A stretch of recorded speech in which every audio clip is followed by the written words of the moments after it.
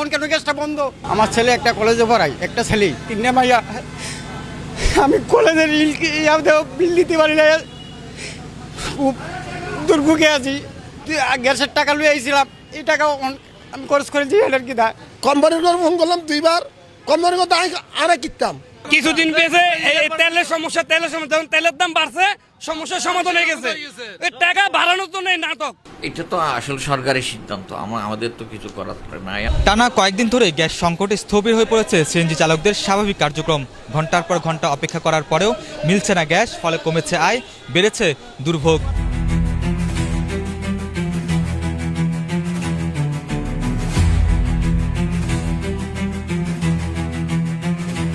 গ্যাসের দাম তো সরকারে বাড়াইবে, চলতাচুরি করার তো দরকার নেই। আমাদের এতগুলো মানুষের কষ্ট দেওয়ার তো দরকার নেই। গ্যাসের দাম বাড়াই দেখ, আমাদেরকে নিয়ম মতন গ্যাস দেখ।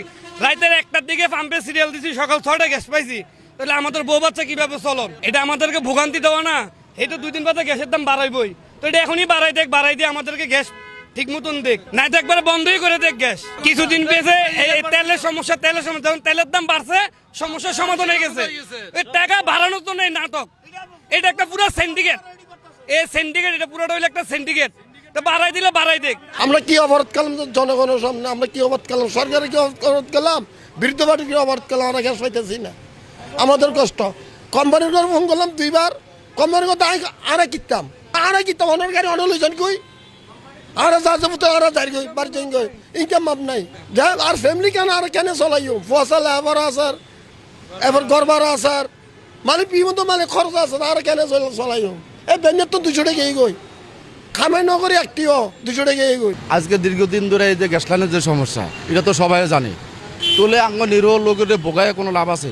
এর থেকে বালা একার ফার্ম বন্ধ করে দেখ, তোলে আর কারো জ্বালা যন্ত্রণা সহ্য হতো না। কারণ এই যে সকাল 4টা বাজে আমিও নিজে সিরিয়াল দিছি, এখন বাজে দিনের কটা, এই মধ্যে বাদ পাই না। এমনকি দ্বিতীয় কথা হয়েছে, পকেটে যে টিকা আনছি গ্যাস লইতে মিলে এটিও খাইতে শেষ করেছি। তোলে এত কষ্ট করার তো দরকার নাই। ফার্ম বন্ধ করে দিলে তো আমরাও নিরাপত্তা থাই, কোম্পানিরও নিরাপত্তা থাই।